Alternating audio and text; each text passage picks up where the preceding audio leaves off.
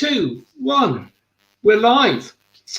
Well, hi everyone. Welcome to another one of the coffee chats with various experts. That's beers, by the way, if you can't see, with various experts around the world who can help you to grow your business. Today we're talking to Jess from Logic Digital. Jess is an expert on sort of the dark art of SEO and all those things which mean so much to other people and frankly mean nothing to me, but she'll explain all of that later.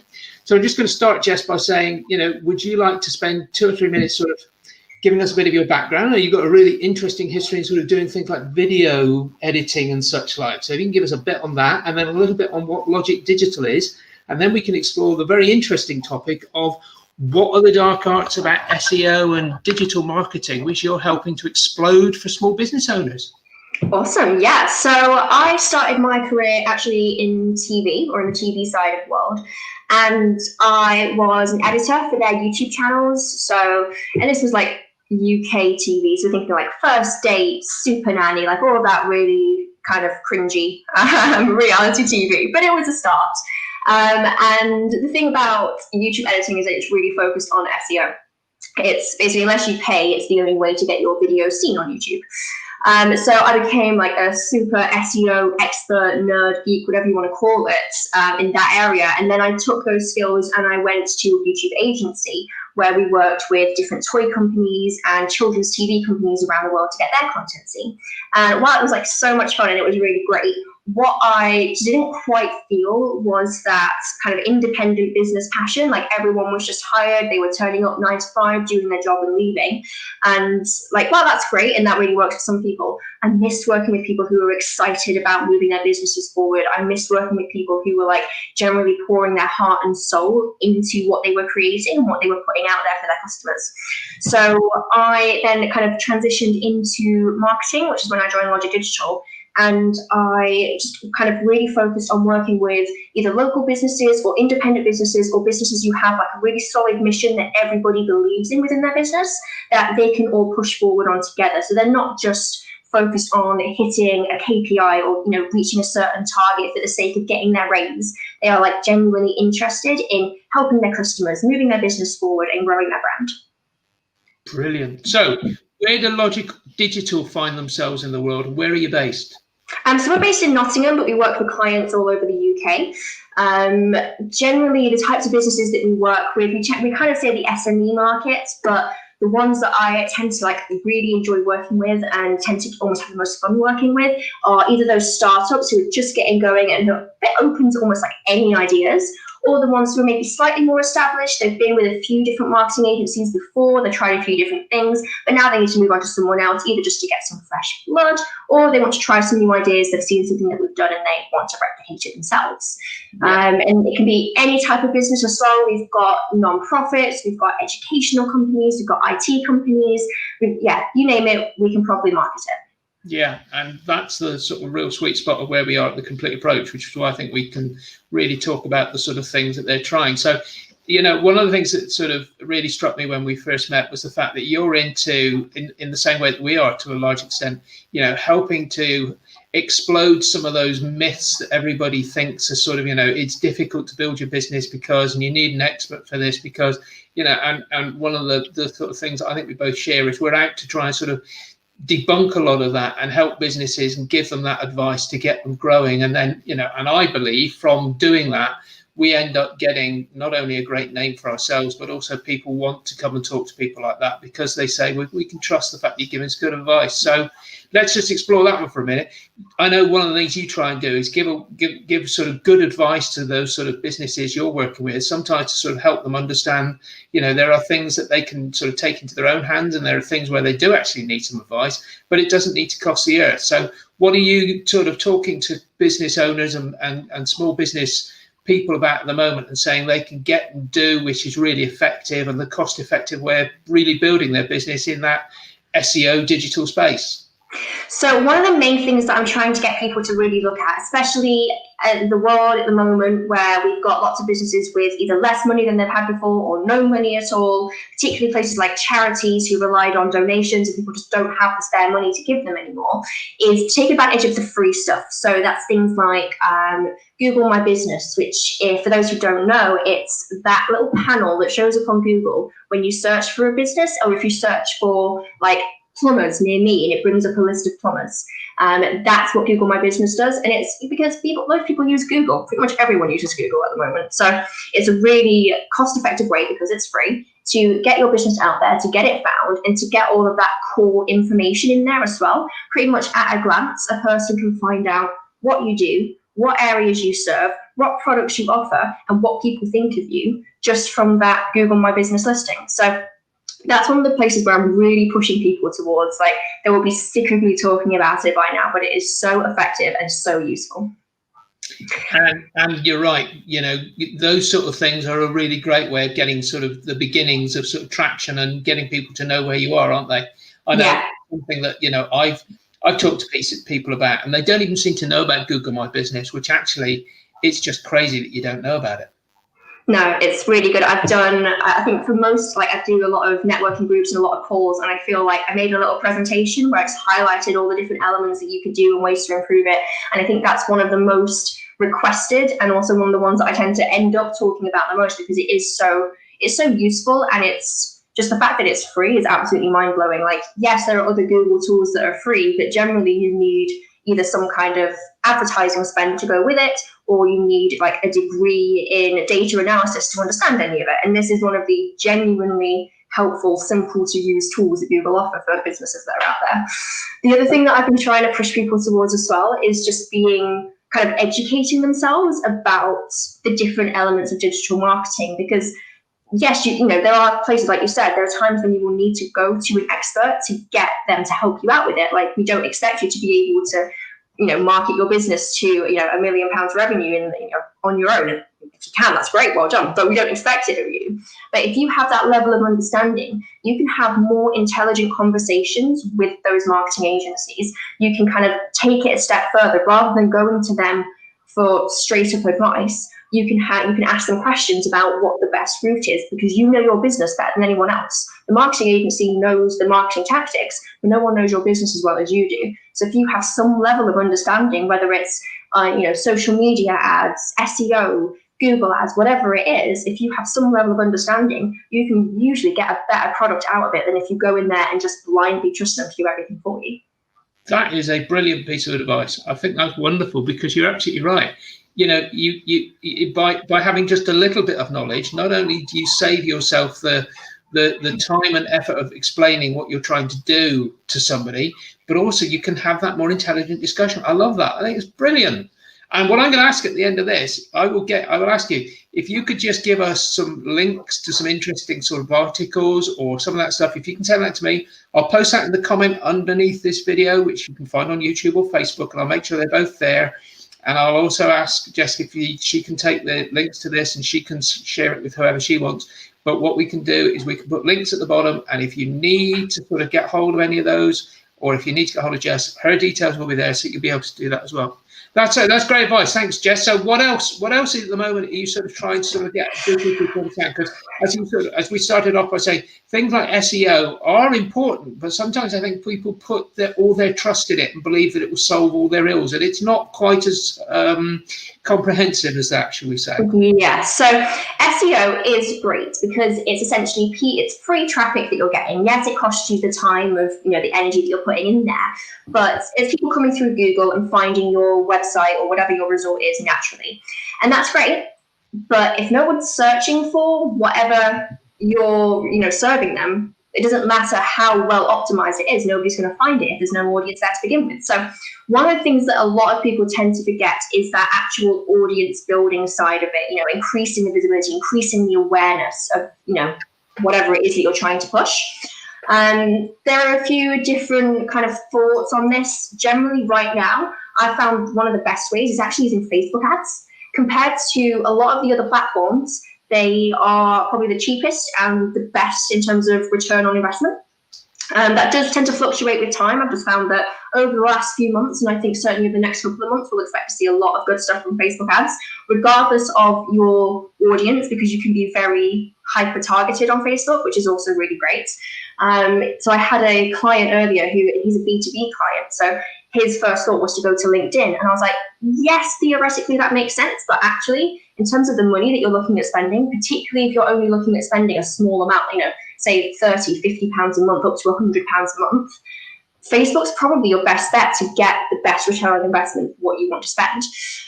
So I've been trying to push people there quite a lot. And one of the good things about that is as well, if you don't have the budget to get an expert to help you with that, there are experts out there who do amazing things. I'm one of them, quite humble, but there are lots of them out there who do it. And yes, they have the expertise, they have the knowledge, and they can probably foresee problems and solve problems a bit faster than you could. But if you don't have the budget for that, you can run a Facebook campaign yourself. It's not massively complex. You might just have to do a bit of trial and error. You might have to do a bit of guesswork or a bit more research than the specialist would have to do. And again, the actual tool itself is free. All you need is the ad budget, which can be, as I said, £30 a month, £50 a month. Generally, as long as you're above £1 a day, you tend to be all right. And do you need a Facebook group to do that, or is it okay to have a Facebook page, or what requisites you need to put in place for a sort of Facebook campaign of that sort of nature? So all you need, as long as you have a Facebook page, you can run a campaign, which if you are up on your digital marketing, you should have a Facebook page, just some kind of social media presence. So yeah, Facebook page is all you need. You need to link a credit card or debit card to it, and you need to kind of have an idea of what it is you're promoting. You can do everything from promoting a post. You can create something that runs as its own as an ad. You can promote an event. Generally, what I've been using it for at the moment is to push people to sign up to mailing lists. So to say, are you actually aware of this problem? You might not be aware of it. This is why it's a problem. Here's a nice graphic to grab your attention. Want to find out more and stay up to date with it? Here's a really, really quick instant form that you can fill in without leaving Facebook. Takes 30 seconds at most, and then you can carry on with the rest of your journey. And those are working really well. They are slightly more expensive than just getting someone to, like a post or comment on a post or view your post. But in terms of actually taking a step further in that marketing journey, it can be really, really effective for you. That's really nice advice, and I'll get your thoughts once I know you're about to go on and talk about some of these other things at the moment. But I'd like to get you sort of mentioned, I think, quizzes in there at the moment. I think you mentioned the word quiz in there. You can do events. You can promote events. I was going to say events are really. I think events are a really great way of doing it. I think one of the great ways of sort of helping to promote businesses nowadays, I encourage them to use. Well, I do know that videos. People find an awful lot of value in getting videos, short videos. Brilliant. If you put those on your Facebook page or on your web page, people tend to spend longer looking at things, and they find it more trustworthy if you've got videos. So I think videos is something that's really important. And if you link videos with an event, say a webinar or something similar, you will get much greater conversion. People will be much more interested in sort of learning about you if they can come to an event, find out a bit more about you. But also, for those small businesses you were sort of talking about, startup, great way of building that personality you need behind it is to do a sort of webinar and a video, and people can see that you're not just sort of this bland robotic sort of big corporate behind the sort of scenes. You've got personality, and people like personality on screen. It's great to sort of see people sort of engaging with it. Yeah, and it's about as well providing something almost to prove your worth before asking them to commit. So one of the I'm in the moment trying to put together a bit of a case study about how easily people convert or give their details over when it just says get more information versus when it says we are going to send you this specific piece of information.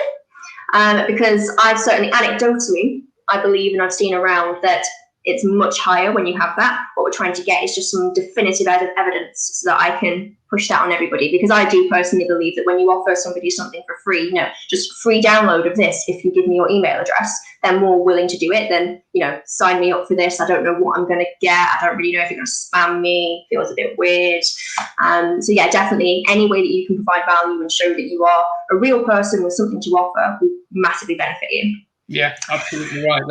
Those lead generation tools are really important in that respect, aren't they? Absolutely. the marketing sort of, very simple to put together. I mean, I got one the other day, which was literally 10 points on a page, but 5 of those points were something I'd never heard of before. So I got value out of it, despite the fact it probably took that person less than 30 seconds to put together, because they are the expert. Let's face it, they knew those 10 points better than anybody else. They had 10 points. It was a single side of A4, nice picture, a couple of other sort of, bits and pieces around it, a sort of, want more information, contact me here. And that was just a very free download. My email address, got that back. 5 of those bullet points I looked at and went, oh, that's interesting. That's kind of useful. And that's all it took. But it meant that, the other thing that I thought was quite useful about that was the picture of what I was going to get was part of the sign up here. So that you looked at it and went, oh, okay, it's not spam. It's not some sort of, nothing. There is something there. So by putting that proof, giving that sort of indication that there was something behind it, great way of sort of building the trust, as you put it, building the trust. Yeah. Something that I know that I sort of talk to people about, this thing that I call social proof. It's about building credibility, isn't it? It's about sort of giving that sort of sense of the fact that you're not some sort of spammy agent that's just going to start wasting people's time. So that's great. Thank you. That's brilliant. What else are you doing?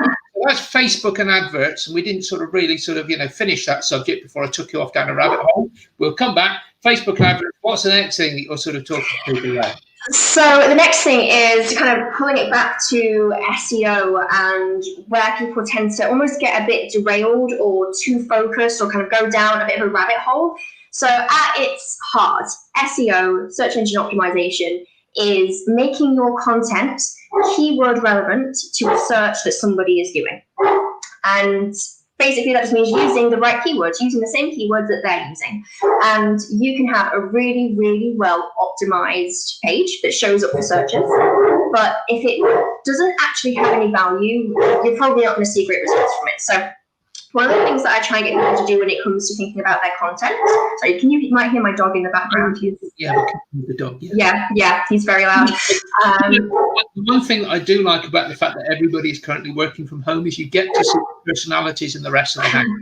I've done that. Somebody's 3-year-old child has crawled onto their lap and decided to start in the video call. And I'll be honest, it was probably better to do it. So that's brilliant. I love the dog. Nice. Don't tell him that. Go to his head. So, yeah, when it comes to SEO and content, that's one of the big places we try and get people. So when they're planning what to write on their blog or on their social media, they'll look at SEO because they want to make sure it's all relevant. And they'll generally have a pool of keywords that they're targeting, keywords that they want to generally be focused on, and it will be some kind of variation of one of those or a topic around those. And while that is great from a technical standpoint for SEO, I think what a lot of people forget is, who is this content actually for? Is this content for Google's algorithm, or is this content for your audience and your potential customers and your fans and your visitors? And this is where we need to get people to think in a slightly different way.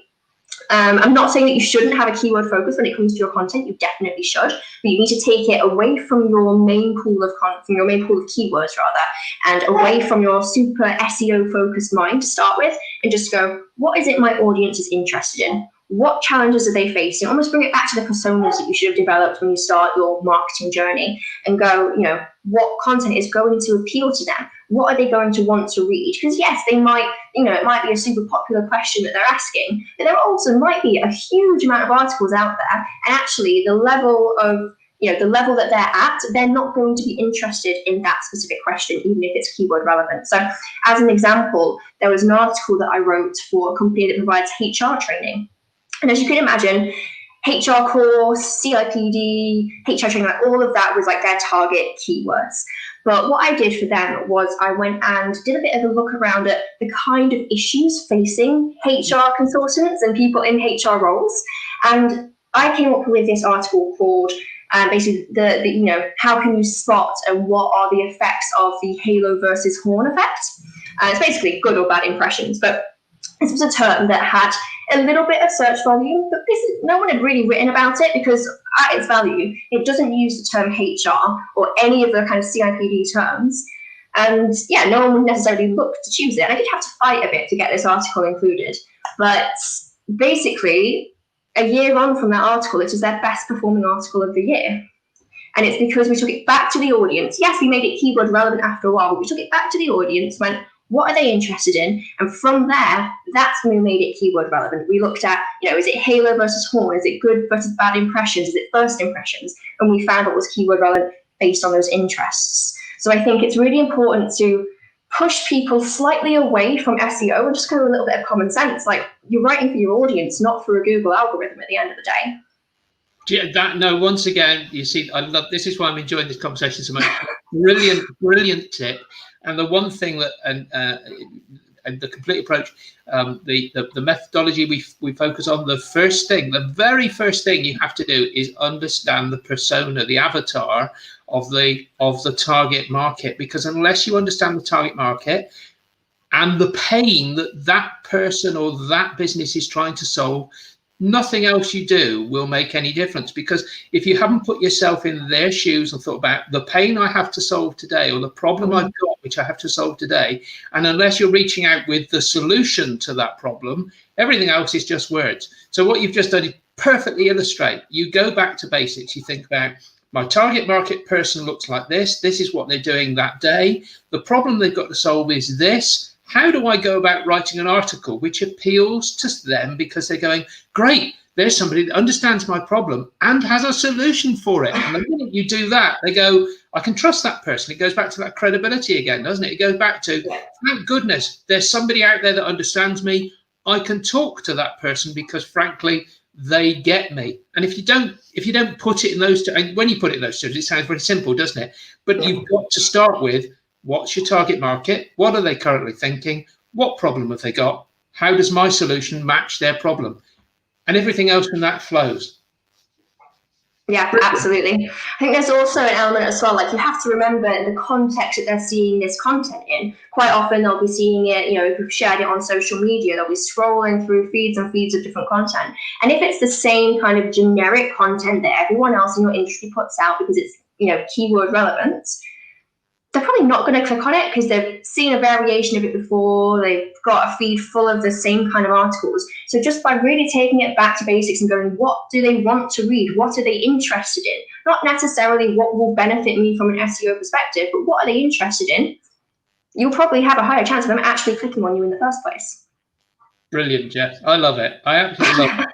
So look, we've got a few minutes left. Is there anything else that you want to sort of, before I sort of bring this to you tell us about where people can find you if they want to contact you about more information or anything else that you've talked about today, and then we'll allow you to get back on to helping those customers, because I know you've got an awful lot to do, and there's probably a dog somewhere in the background that wants to be taken for a walk as well. So, probably. Is there anything else you want to highlight for people now who are thinking about some of this stuff? Yeah, I mean, so one of the things, I know charities are really, really struggling at the moment. I've been talking to a lot of them, and, while it's great and I have lots of services I can offer them, they have no money. So I'm trying to share as many free things as I can with them. And one of those is Google Ads grants, which basically gives free advertising money to charities. So if you're a charity, you are currently not running any Google Ads, look into Google Ads grants. If you just search Google Ads charities or even Google charity, it will probably come up for you. Because there's some, you can get some really, and I mean like decent funding as well. It does vary based on criteria, but we're not talking little money. So have a look at that and see if it could help you out. That's a really valuable tip. That is a really valuable tip. And I know a number of people who are currently struggling with their charities, and I'll be pointing them in your direction. So that's really cool. Yeah, tell us, where can people find you if they want to talk further about this, and how busy are you at the moment? Because you sound like you're one of the busiest people I know. I think that's part of me, though. I just tend to make myself busy. We are a good level of busy, but I've always got 20 minutes to chat with someone if they are struggling, even if that means I have to put it in at the end of the day or the very start of the day. I've always got time for people if they do need a bit of advice. Like I said, I'm not here to steal people's money. If you just want to point in the right direction, then, come at me and I'll help you out. If you want to chat, you can find us at logicdigital.co.uk. On there, you'll also find our insight section, which is basically where I put loads of help guides and write loads of blogs. There's one particular piece of content that I'll link to and I'll share with you, so you can link it as well, which is basically everything you need to know about digital marketing for independent businesses. So if you've never done marketing before, or you're not entirely sure about what you should be doing, if you just had to move online because of COVID, this is a great article to read, because it breaks it down in as simple a way as I can, so that you have that level of understanding to either try it yourself or go to an expert who you can have a more intelligent conversation with.